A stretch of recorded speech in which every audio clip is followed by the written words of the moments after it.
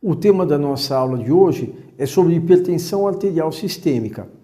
Eu sou Celso Ferreira Filho, mestre, doutor e livre-docente em cardiologia, professor afiliado da Unifesp, Escola Paulista de Medicina, e professor titular da Unisa, Universidade de Santo Amaro. Com relação à hipertensão arterial, é um problema importante de saúde pública pela sua alta prevalência e pela mortalidade que ela determina. É um problema que acomete grande parte, portanto, da população e ocasiona lesão em órgãos da economia em idades relativamente precoces. O seu diagnóstico é realizado através de detalhada anamnese, exame físico e exames complementares. Detectada a hipertensão arterial, ela deve ser executado um planejamento terapêutico com abordagem nos fatores de risco, mudança no seu estilo de vida e, quando isso não for suficiente, um tratamento farmacológico deve ser instituído. Começando com a nossa apresentação, desde períodos mais antigos, cientistas tiveram interesse pela pressão arterial, como esse inglês Hayes, cateterizando, como nós podemos observar na imagem, a veia inguinal de uma égua para ver e observar até onde a força do sangue empurrava essa cânula que estava colocada na sua veia inguinal. Outro cientista, de nome Bright, fez a conexão entre as alterações renais e as alterações cardíacas, mesmo antes do esfigmomanômetro ser desenvolvido em 1896 por Riva-Roth. A hipertensão arterial é uma doença crônico-degenerativa de natureza multifatorial, assintomática na maioria dos casos e, portanto, a dificuldade do seu diagnóstico. A maioria dos casos é de hipertensão arterial primária, ou seja, não existe um só fator envolvido, ela é primária ou essencial. A hipertensão arterial secundária, que tem sua causa muitas vezes passível de ser tratada e curada e, portanto, retirada, ela é uma minoria. 90% dos casos são de hipertensão arterial primária, que é o tema da nossa aula de hoje.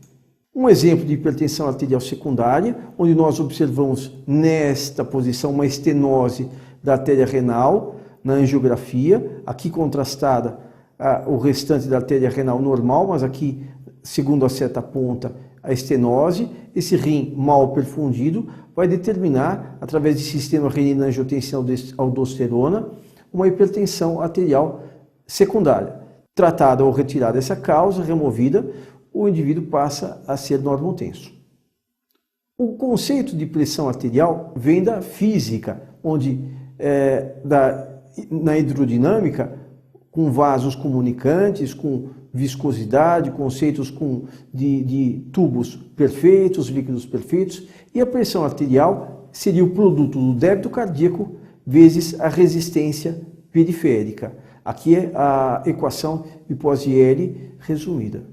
A tensão arterial é a força elástica exercida pelas paredes arteriais sobre o conteúdo sanguíneo. Embora o conceito tensão arterial e pressão arterial não sejam equivalentes em física, para os conceitos clínicos, eles são absolutamente superponíveis. As doenças do aparelho circulatório ocupam posição de destaque no mundo inteiro em sua morbidade e mortalidade, e em nosso país não é diferente. Em relação à mortalidade, a hipertensão arterial ocupa local de destaque quando considerados os dados do DataSUS. Em 2008, o quarto lugar em causas diretas de mortalidade no nosso país, mas ela participa também das outras causas, como as doenças do aparelho circulatório, as doenças isquêmicas e mesmo o infarto agudo do miocárdio. Para a morbidade, segundo o DataSUS, terceiro lugar a hipertensão arterial primária, diretamente, mas também determinando alterações no aparelho circulatório, na insuficiência cardíaca também. A prevalência no Brasil é de difícil obtenção de dados, mas sabe-se que no mundo 10 a 20% da população é portadora de hipertensão arterial. Vários são os trabalhos aqui apontados no nosso país em que se tenta chegar a um número para a prevalência da hipertensão arterial. Mas os dados não são uniformes, são diferentes centros de pesquisa e não se tem um dado absoluto para o nosso país. Mas sabe-se que para o mundo 10 a 20% da população é portadora de hipertensão arterial, que é um valor bastante expressivo de pessoas. Isso significa que 50 milhões de indivíduos nos Estados Unidos, sendo aproximadamente 1 bilhão de indivíduos no mundo, causando 7,1 milhões de óbitos por ano. Uma prevalência bastante elevada, que vai aumentando conforme o envelhecimento da população e os indivíduos com idade acima de 55 anos, que são normotensos, apresentam um risco bastante elevado de desenvolver a hipertensão arterial até o final da sua vida. Nesse slide colocamos os fatores ambiente e os fatores genéticos que participam da hipertensão arterial.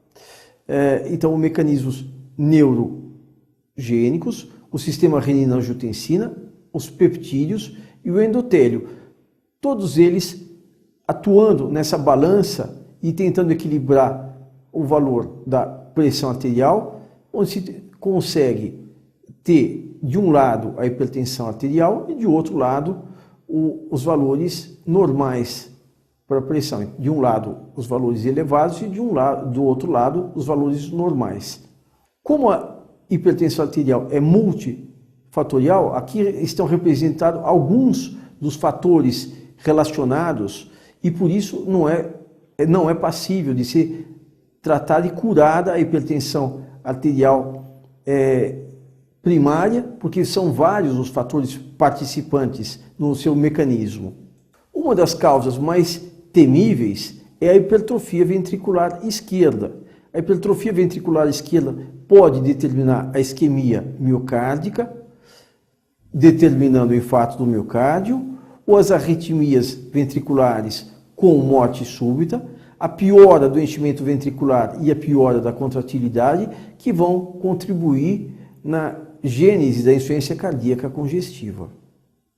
Os valores da hipertensão arterial foram se modificando com o passar dos anos, desde 1939 até o período atual. Já foi 120 por 80, 130 por 70. Na atualidade, o conceito que divide hipertensão arterial é 140 por 89, 140 por 90 milímetros de mercúrio, sendo que o valor ideal para a hipertensão arterial seria 120 por 80 milímetros de mercúrio. Então, valores a partir dos 140 por 90 milímetros de mercúrio, o paciente, em mais de uma medida, com técnicas corretas, é considerado paciente hipertenso. E por que esse dado é obtido com esse valor, 140 por 90 milímetros de mercúrio? As curvas gaussianas foram colocadas sobre as curvas de mortalidade e assim obtido esse valor, 140 por 90 milímetros de mercúrio. Para este valor ser obtido, como dissemos, os pacientes foram colocados em uma curva de Gauss e sobre essa curva de Gauss a curva da mortalidade. Esses valores são importantes para que possa saber qual é o tratamento a ser preconizado para cada indivíduo e como deve ser aferida essa pressão arterial. Essa pressão arterial deve ser aferida com a técnica correta. O paciente deve estar sentado, com a bexiga vazia, não deve ter fumado ou tomado café ou ingerido bebida alcoólica nas últimas horas, muito menos ter feito exercícios físicos. Deve estar em repouso por pelo menos 20 minutos. Sentado, pés no chão, bexiga vazia, braço apoiado na altura do coração, o aparelho adequado para aquela espessura e tamanho de braço, colocado de forma não muito frouxa e não muito apertada, 2 dedos acima da prega do cotovelo. E aí mensurada a pressão arterial, que deve ser realizada não só em um dos membros, mas também nos 2 membros, comparada, e não se deve esquecer de, além de medir a pressão arterial, pelo menos palpar os pulsos em membros inferiores para ver se não há uma outra moléstia a ser descartada, como a coartação de aorta. Então a técnica correta a ser utilizada é bastante importante para o diagnóstico. Essa técnica ela deve ser utilizada e para o diagnóstico 2 valores em dias de horários diferentes no mínimo para o diagnóstico. 2 valores acima de 140/90 no mínimo em dias e horários diferentes. Idealmente mais do que esses 2 valores devem ser obtidos. Situações encontradas em relação à pressão arterial é a hipertensão mascarada, que a pressão encontra-se normal na presença do médico e ela se eleva na ausência do médico quando o paciente chega ao seu domicílio e permanece elevada, determinando os danos da hipertensão arterial. O paciente é portador de hipertensão arterial. Neste caso, ele tem a sua pressão normalizada quando ele tem a presença do médico junto, ou ainda a hipertensão do avental branco, que é o oposto, ou seja, são medidas da pressão arterial elevadas na presença do médico, e essas pressões são normais na ausência do ambiente hospitalar. Isso equivale a dizer a 40% da população é diagnosticada como hipertensão arterial erroneamente, quando na verdade eles são portadores de hipertensão do avental branco. Para a hipertensão do avental branco e para a hipertensão mascarada, são muito úteis a utilização da MAPA, a monitorização ambulatorial da pressão arterial e mesmo a medida residencial da pressão arterial. Essas técnicas auxiliam bastante no diagnóstico da hipertensão arterial, a hipertensão do avental branco e a hipertensão mascarada. O diagnóstico deve ser feito, como nós podemos observar, com uma anamnese detalhada, onde podemos diagnosticar uma outra causa da hipertensão arterial, como a hipertensão secundária. No caso do indivíduo que faz uso abusivo de vasoconstritores nasais ou outras medicações que podem elevar a pressão arterial. O exame físico também detalhado, pode ser constatada uma patologia de tireoide e, nesses casos, estaríamos falando de uma hipertensão arterial secundária. E não se esquecer que, no mínimo, 2 mensurações da pressão arterial são necessárias para o correto diagnóstico, utilizando a técnica adequada e preconizada.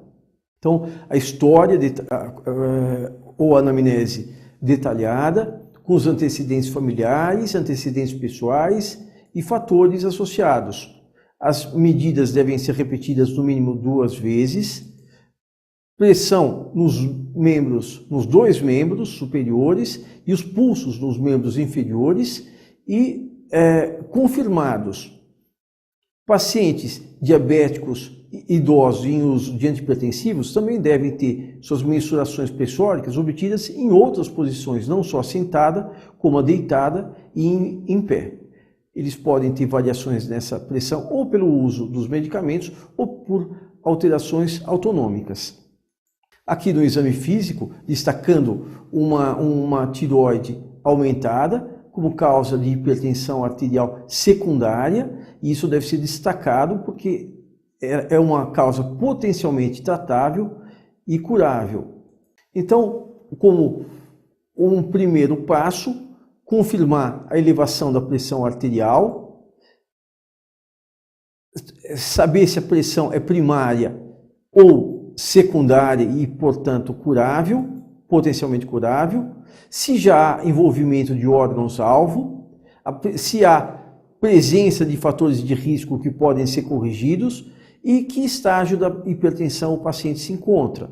E, logicamente, as comorbidades para que possa ser efetuado um tratamento adequado e individualizado da pressão arterial. Os exames laboratoriais mais utilizados, como nós podemos observar, são o sódio e potássio plasmático, o colesterol total e frações, os triglicérides, a glicemia de jejum, a creatinina sérica e uma urina 1.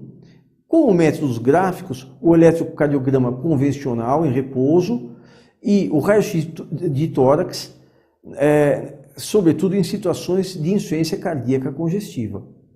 O fundo de olho, sempre que possível, as luzes devem ser diminuídas, não precisa de dilatação da pupila, e aqui nesse caso nós observamos um fundo de olho bastante alterado numa emergência hipertensiva, onde se perdeu o limite da papila e houve uma inversão da relação veno-capilar e nota-se a presença de hemorragias e exudatos e a perda dos limites da papila, que sela o diagnóstico de uma doença do tipo emergência hipertensiva. Os fatores de risco, eles devem ser corrigidos para que não haja a agressão maior nos órgãos-alvo, como rins, coração, cérebro e olhos. A hipertrofia ventricular esquerda é uma situação das mais temidas pelas suas consequências, tanto do ponto de vista de arritmias cardíacas, como do ponto de vista de insuficiência cardíaca.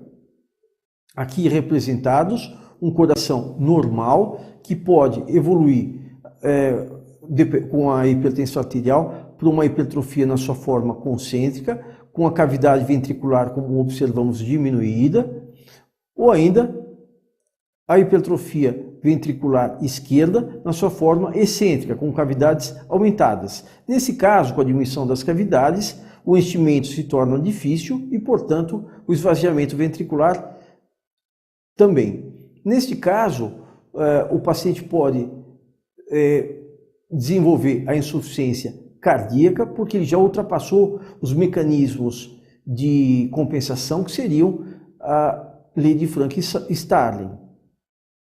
Lembrar que do paciente normal, ele não precisa passar pela forma concêntrica para evoluir para a forma excêntrica. Ele pode caminhar da forma normal diretamente para a forma excêntrica. Aqui, 3 peças anatomopatológicas, onde observamos no centro um coração normal num corte transversal. O ventrículo direito e o ventrículo esquerdo e o septo interventricular. Aqui um coração com uma hipertrofia concêntrica, onde as cavidades estão bastante diminuídas, um septo bastante aumentado, o septo está engrossado, e aqui uma hipertrofia excêntrica, paciente portador de insuficiência cardíaca decorrente de hipertensão arterial, com as suas cavidades ventricular esquerda e direita aumentadas, decorrentes da doença hipertensiva. Um outro caso de um paciente portador de hipertensão arterial, o anatomopatológico dele foi apresentado aqui um corte transversal de miocárdio, onde observamos uma diminuição da luz do ventrículo esquerdo e do ventrículo direito e imagens que podem ser notadas com um pouco mais pálidas. Essas regiões correspondem possivelmente a infartos prévios decorrentes de coronariopatia por conta dessa hipertrofia muito intensa, hipertrofia ventricular concêntrica muito intensa. O eletrocardiograma pode mostrar sobrecargas ventriculares, como é o caso nesse slide, o eletrocardiograma convencional, e nesse caso, um paciente portador de hipertensão arterial que desenvolveu insuficiência cardíaca, e nesse slide observamos o seu raio-x de tórax em posição póstero-anterior, onde observamos uma aorta alongada e uma área cardíaca com um aumento bastante importante. Esse paciente portador de hipertensão arterial que desenvolveu uma insuficiência cardíaca.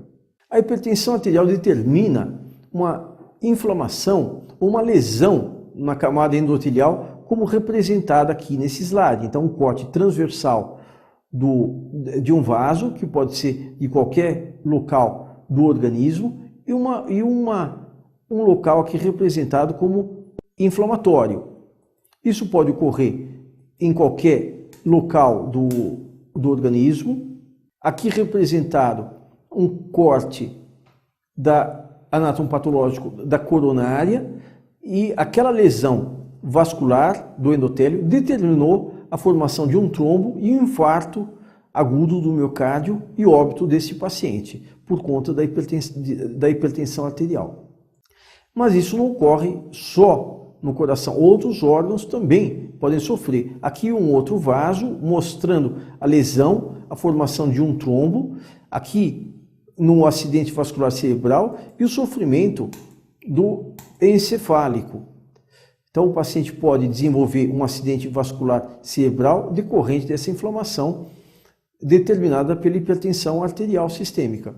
Uma tomografia computadorizada, onde se mostra aqui, onde se evidencia uma área de densidade diferente, essa densidade está aumentada e essa área corresponde a um acidente vascular encefálico, portador de hipertensão arterial, e essa área está empurrando os ventrículos laterais, se observa empurrando os ventrículos laterais.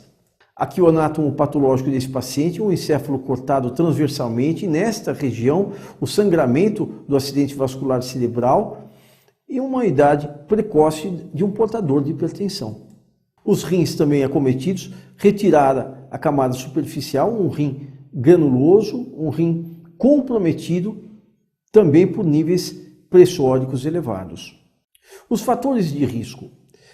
Conceitua-se fatores de risco com a premissa de que a exposição a esses fatores ambientais ou do próprio indivíduo aumentaria o risco estatístico para desenvolver uma doença e que a supressão dessas condições diminuiria essa probabilidade. Portanto, fatores de risco para a hipertensão devem ser corrigidos e são eles o excesso de peso, sedentarismo, como nós podemos observar, elevada ingestão de sal, a baixa ingesta de potássio, o consumo excessivo de álcool, idade superior a 60 anos, sexo masculino ou ainda o sexo feminino após a menopausa e a hereditariedade.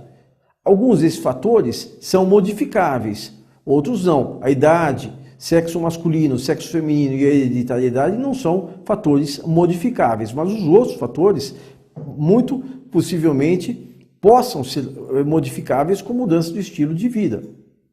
Em relação à dieta, aqui a pirâmide alimentar, onde as gorduras, óleos e doces ocupam a ponta da pirâmide, que deve ser constituída basicamente com alimentos ricos em sementes, grãos e outros cereais, deixando para uma pequena quantidade da alimentação de cada indivíduo as carnes, vermelhas, as gorduras e os doces que propiciam o aumento da pressão arterial e fatores de risco que podem contribuir. O álcool também pode elevar a pressão arterial e, sobretudo, quando ingerido cronicamente.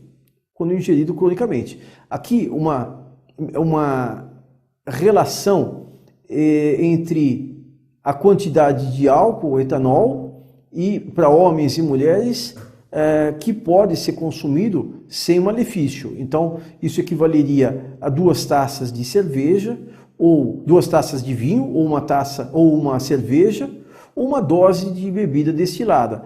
Evidentemente que para as mulheres que têm menos enzimas que metabolizam o álcool, essa dose estaria reduzida para metade. Mas o álcool deve ser não incentivado. O tabaco, seja qual forma for, deve ser abolido, sobretudo segundo as orientações da Organização Mundial de Saúde, seja ele na forma charuto, cigarro, cachimbo, deve ser abolido. Ele eleva a pressão arterial e pode confundir o diagnóstico e participa de fatores de risco para outras doenças, como as doenças coronárias.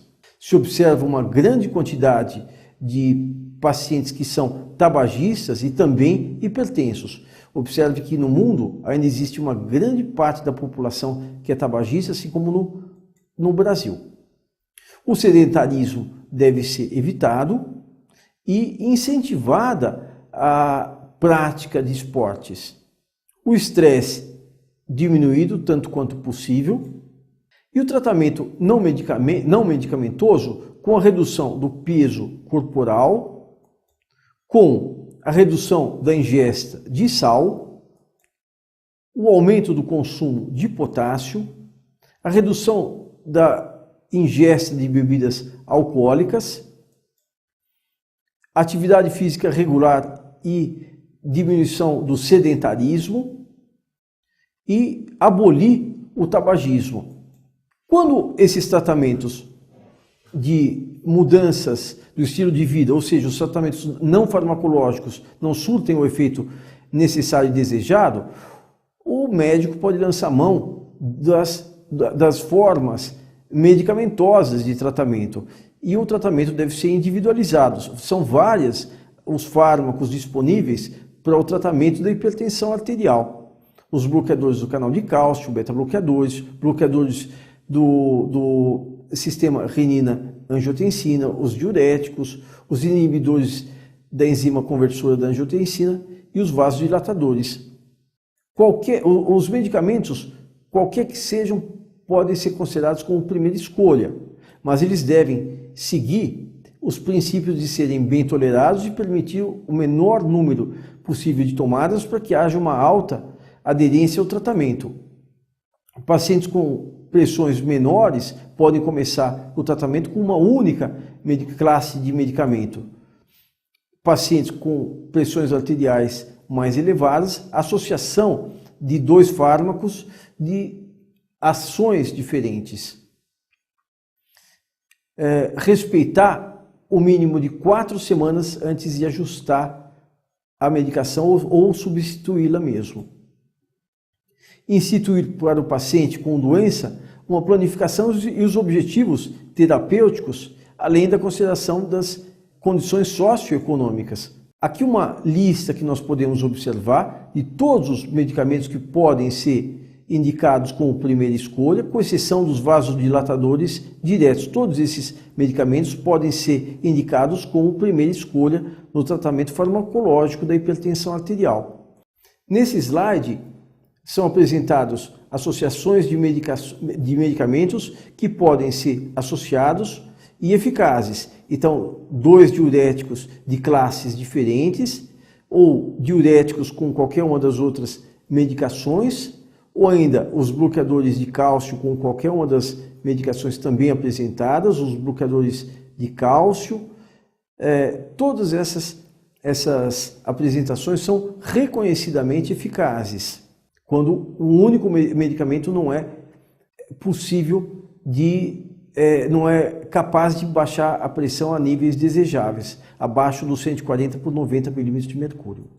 Como pudemos observar, a hipertensão arterial tem elevada prevalência e mortalidade no mundo inteiro e no Brasil não é diferente. O seu diagnóstico é feito através de detalhada anamnese, cuidadoso exame físico e exames laboratoriais que são o sódio e potássio plasmático, a glicemia de jejum, uma urina tipo 1, a creatinina, o raio-x de tórax quando o paciente tiver a suspeita de insuficiência cardíaca e o eletrocardiograma convencional. Com relação à abordagem terapêutica, a mudança do estilo de vida para que possamos abordar os fatores de risco.